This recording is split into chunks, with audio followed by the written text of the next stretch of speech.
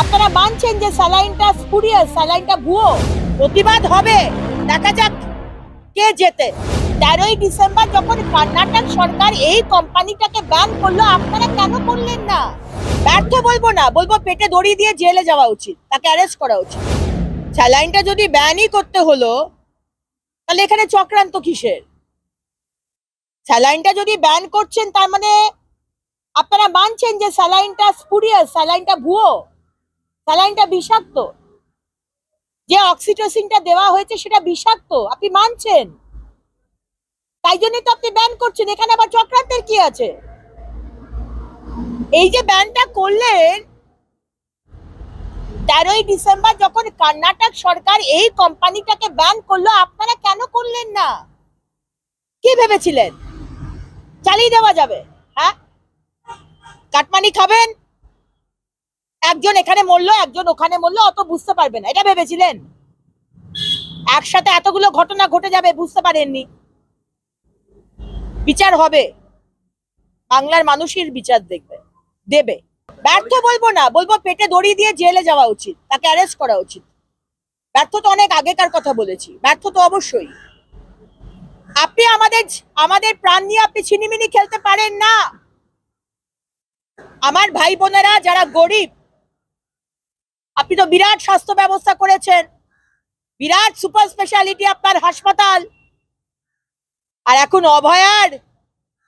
অভয়ার জন্য যে জুনিয়র ডাক্তাররা রাস্তায় নেমে প্রতিবাদ করলো, তাদেরকে ফাঁসাবার জন্য এখন জুনিয়র ডাক্তারদের দোষ দিচ্ছেন।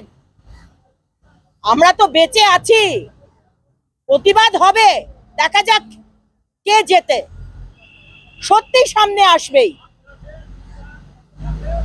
এই জুনিয়র ডাক্তাররা হাসপাতালের অপারেশন থিয়েটারে ঢুকতে পারবেন না, রাজ্য সরকার জানাচ্ছে। এটা কি কোথাও কি সিনিয়র ডাক্তারদের উপরে চাপ তৈরি করার জন্য করা হচ্ছে না? জুনিয়র ডাক্তারদের বাদ দিয়ে কি সম্ভব স্বাস্থ্য ব্যবস্থা চালানো? এই তো জুনিয়র ডাক্তাররা অভয়ার জন্য প্রতিবাদ করেছিল, এরা সব প্যান্টে পেচ্ছাপ করে ফেলেছিল, পুরো স্বাস্থ্য দপ্তর বসে গেছিল, বারবার ডেকে পাঠানো, বাবা বাচ্চা করে তোমরা জয়েন করো, তোমরা এ করো, আমরা তোমার কথা শুনছি। সাহস আছে জুনিয়র ডাক্তারদের বাদ দিয়ে স্বাস্থ্য দপ্তর হাসপাতাল চালানো? সাহস আছে আপনাদের? ক্ষমতা আছে?